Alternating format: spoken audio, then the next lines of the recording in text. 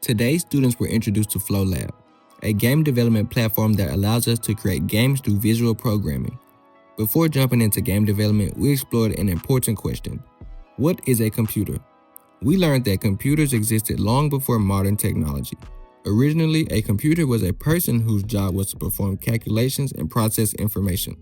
We discussed the four main functions of a computer: input, receiving information; processing, working with that information; output, producing a result; storage, saving information for later use.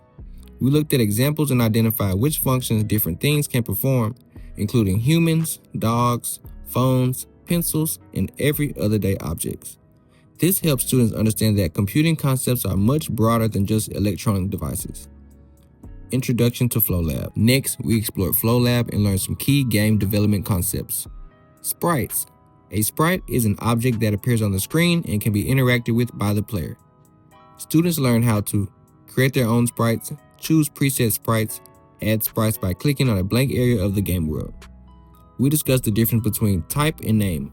Type is a category or group of objects, for example, players. Name is a specific individual object, such as Tim. This helps organize game objects and behaviors. Physics. For player characters, we explored physics settings including movable, affected by gravity, solid objects. We learned that higher friction equals slower movement, lower friction equals faster movement. Collision shapes and hitboxes. This determines how objects detect and respond to collisions. Next, we go to sprite behaviors. Behaviors and triggers. Students were introduced to FlowLab's behavior system. Some common triggers include once, always, timer, mouse click, move mouse, gesture, keyboard, collision. Creating movement. We learned how to make a player move using keyboard controls. Keyboard trigger. The keyboard block detects when a key is pressed. Students learn how to change which key activates the control. Turn on repeating so movement continues while a key is held down instead of moving only one step per press. Logic and math. The number block allows us to assign values. For movement, connect a keyboard block to a number block, enter a positive or negative value, connect the number block to a velocity property. Velocity. Velocity controls movement.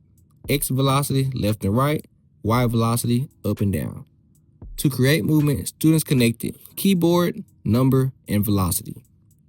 This allowed the sprites to move in the desired direction when keys were pressed. What we accomplished. By the end of the lesson, students understood what a computer is and how computing existed before modern devices, the four parts of computing: input, processing, output, and storage; how sprites, types, and names work in FlowLab; basic physics settings and collisions; how behavior triggers work; how to use keyboard input, number values, and velocity to create player movement. This foundation will help students build more advanced games mechanics in the future lessons.